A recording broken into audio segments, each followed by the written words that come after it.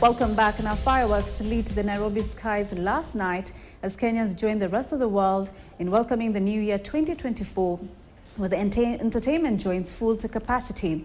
However, with the celebrations, many complained of hard economic times that have ground most of their businesses to a halt.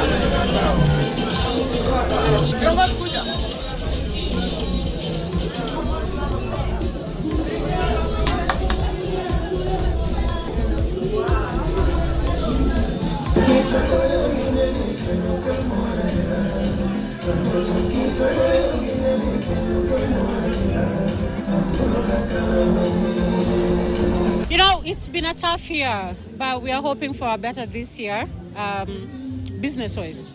Things have been tough, but everything is tough everywhere. So we are hoping for better times in this coming new year. Hanging there. Things are tough, but things are tough everywhere. So we keep on pushing. 2024 gonna be a better year.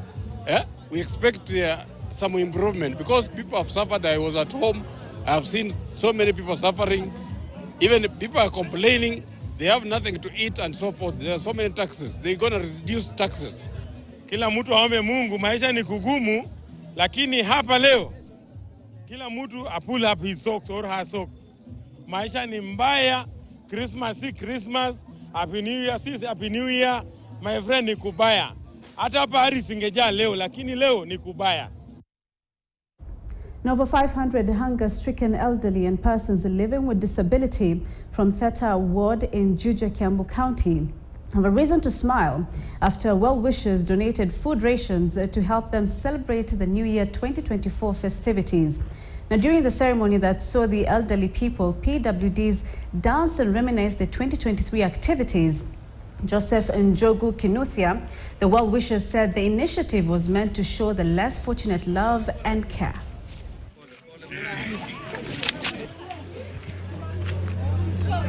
Leo nimekuwa na watu zaidi ya 500 ambao nimekuwa tukikula pamoja, tukaweza kusherehekea pamoja na nikaweza kuwapea chochote kile nimekuwa nacho.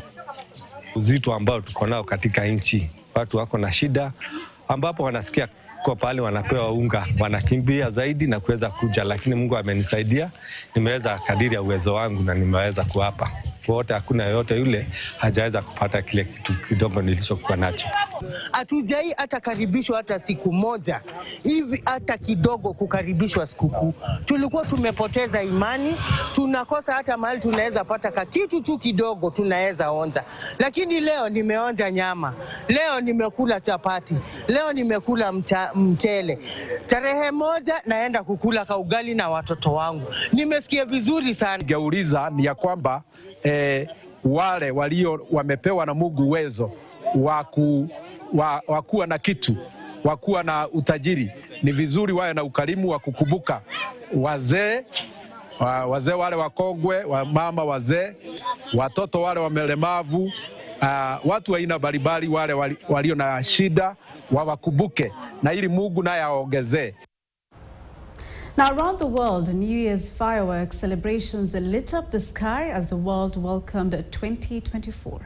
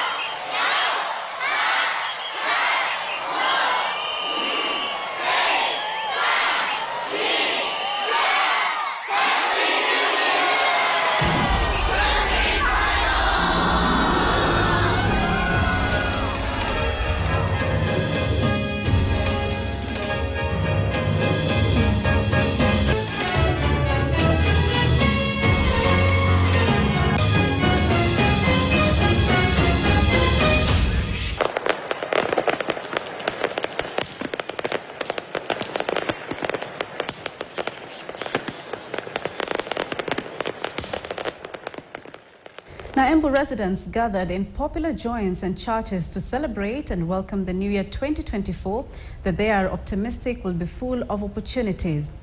Now, the camp at Dunda Falls, a community-based recreation area located deep in Jukiri Forest on the slopes of Mount Kenya, residents danced around a huge bonfire and lit fireworks to welcome the new year. At club in Embu town, popular Benga musician and three-times Momenji MCA Newton Karesh thrilled fans throughout the night to welcome the new year. We thank God for the year 2023 and we believe that 2024 will be good. The resolution is we want to make sure that we follow all the rules and regulations na Mungu atusaidie tuweze kuwa watu wa kufanikiwa. 2023 has been a good year with a few challenges, and I am glad that I have been able to see 2024.